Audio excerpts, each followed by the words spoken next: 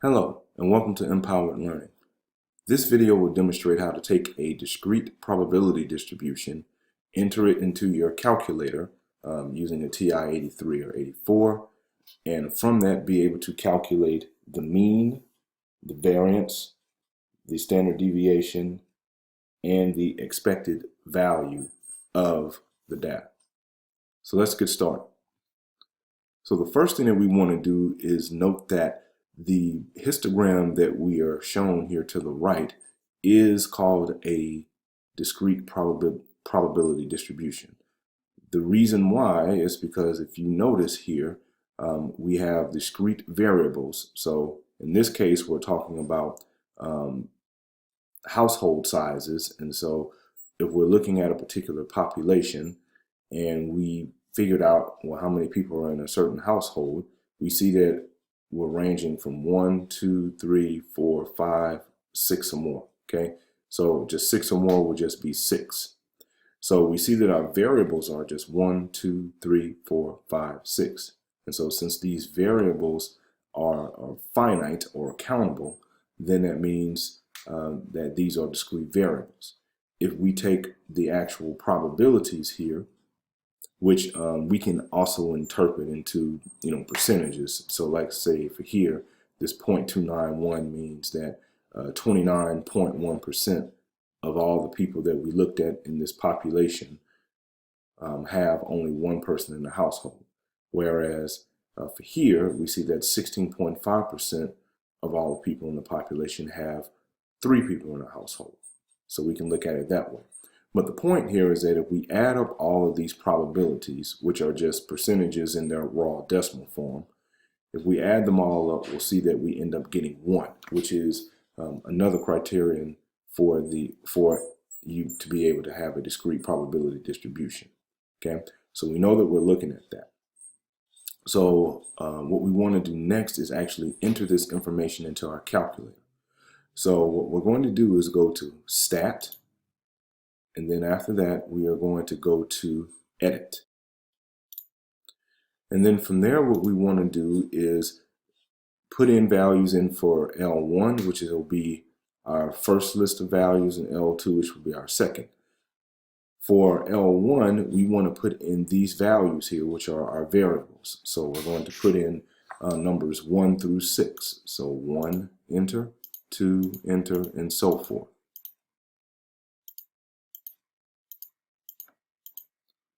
Okay, and so then after that, we press right arrow button, and now we want to put in the probabilities into the next column.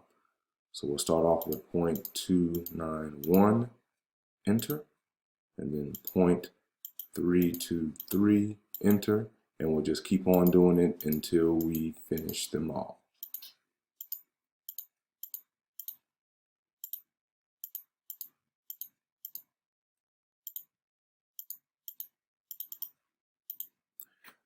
Okay, so once we're there, we have our discrete variables as well as their corresponding probabilities. Now what we want to do is run a statistics test on it. And we're going to use our one variable statistics test feature to do that. So from here, we want to go to Stats, and then after that, we're going to go to Calculate. So we'll move this over, and then we will select option 1, which is one variable stats. And so from here, we need to tell it, hey, what do you need to read? And so remember, we put all of our discrete variables in list 1, and we put our probabilities in list 2. So we're going to call that. So to do that, we need to go to second, and then the number 1, which has L1 on top of it there. To call that, press the comma, and then do second, press the number 2 to call the list L2. And so once we do that and we hit enter, then you see that we have these calculations here. The very first one, which is X bar, is what our mean of this particular discrete probability distribution is. So what this is basically saying is that for this particular population that we were looking at, about 2.4 people is what is in each household. Realistically, that would be somewhere in between 2 and 3 people, since we can't have 0.439 of a person. Okay. This sum of x is just the sum of the x values here, but the translation here is what's called the expected value.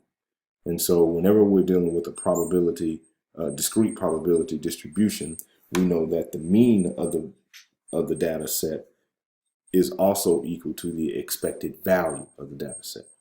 Okay, so this Sx that is here, that is where the sample standard deviation is. And so normally this is blank whenever we have a discrete probability distribution here, mainly because this is treating this as if we were doing calculations for a population instead of a sample.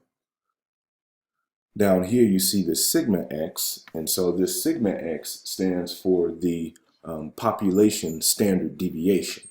And so you can see that although our average is about 2.4 people in the household, on average that varies according to the measurements that we took here, about 1.3 or 1.4 people per household. Okay, so essentially what that means is although there's 2 to 3 people in the household, that could vary from being from 1 person up to almost 4 people. Okay, and that's really where most of the household, as far as the number of people, that's where it lies. And of course, you see this n equals 1 here. This is just verifying that the probabilities, when we add them all up, they indeed equal 1, and thus verifying that we do have a probability distribution. If we scroll down, we see that we're just told more information about our histogram here, and in that the minimum discrete value here was 1. We see that our first quartile is 1. Our middle number or median is going to be 2. Our third quartile number, which is the halfway in between the median and the max, is 3. And then of course the max discrete variable is going to be 6. And so that's all the information that gives. But the important thing that we want to concentrate on is the mean and the population standard deviation. And so this is how we get these calculations.